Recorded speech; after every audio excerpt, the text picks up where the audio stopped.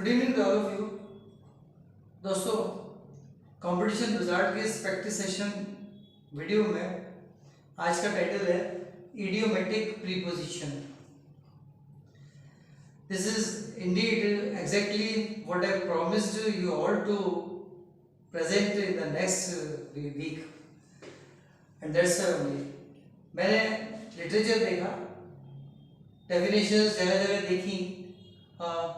I have found almost all the definitions very difficult. I studied them and made my own, and that sounds somewhat like this. Basically normal prepositions, but express a synonymous meaning.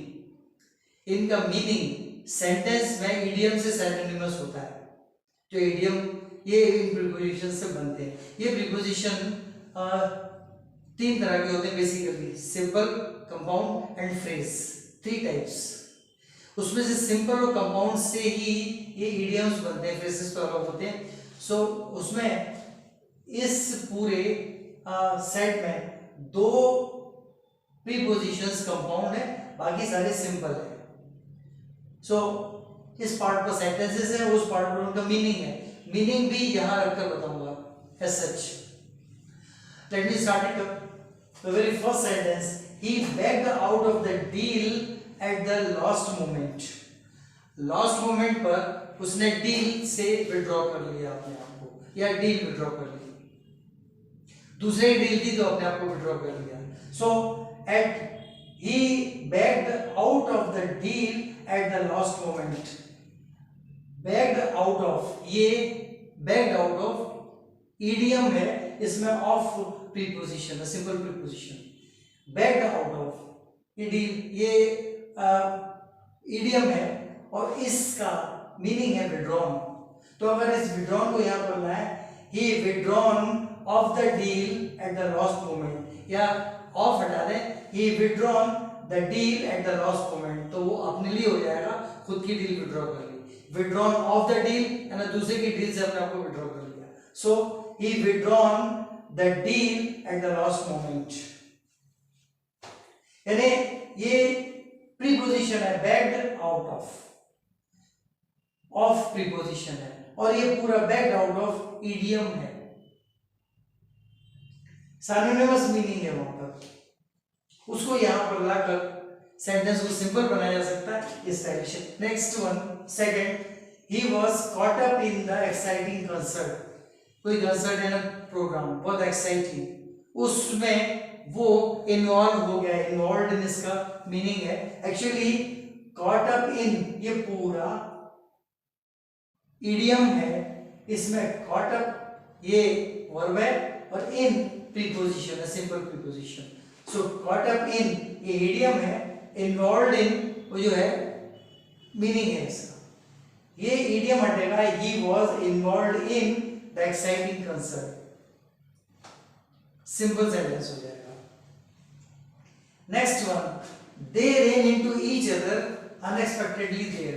Ran into each other मतलब एक दूसरे के अंदर दौड़े, ran into word wise translation, but is not only wrong but also absolute, but also a blunder।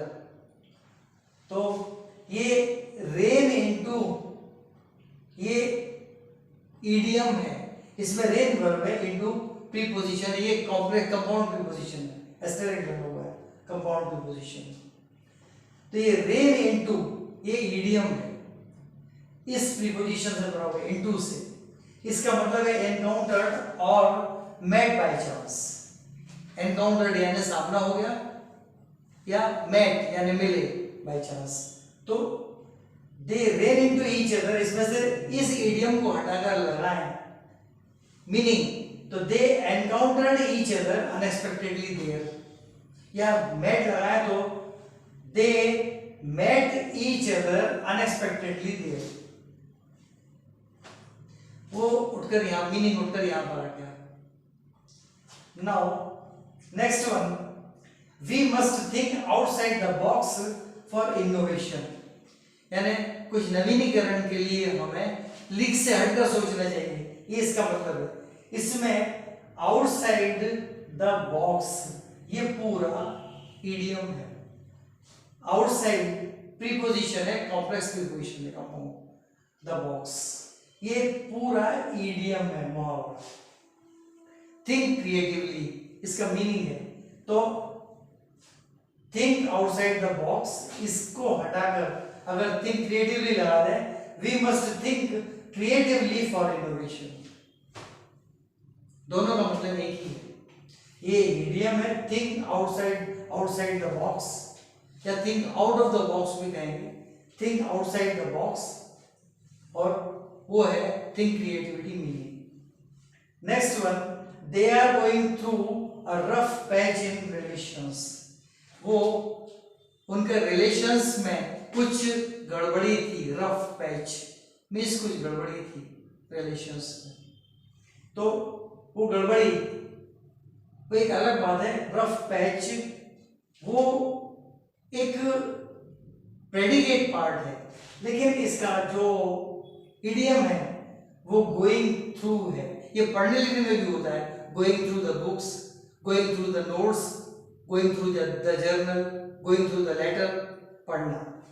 लेकिन ये going through मतलब experience करना है, एक्सपीरियंस उसका मीनिंग है।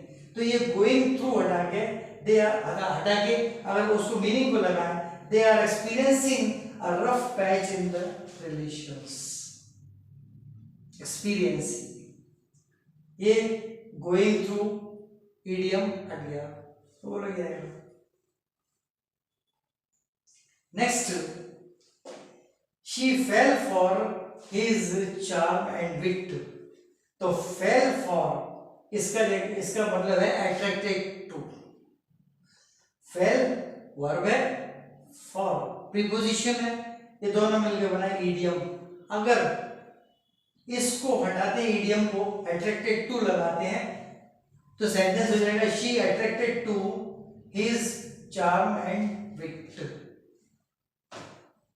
एग्जैक्ट वही की वही बात है जो इडियम से आ रही है, इडियम स्टाइलिश बना देता है। Next one, I can't count on him for such support. इस तरह के सपोर्ट के लिए मैं काउंट नहीं कर सकता कितनी बार उसने सपोर्ट किया। इसका मतलब है नेगेटिव सेंटेंस के बजाय पॉजिटिव कर सकते हैं इसको।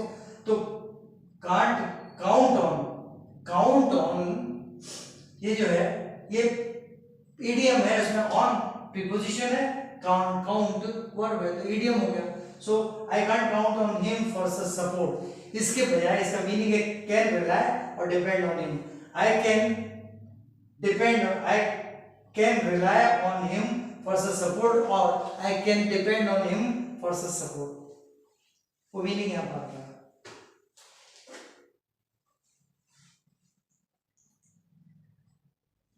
This is exactly what I wanted to bring in your notice, बस यही बतलाना था।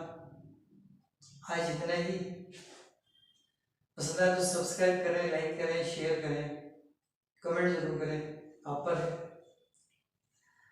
What is the next coming video? Good night.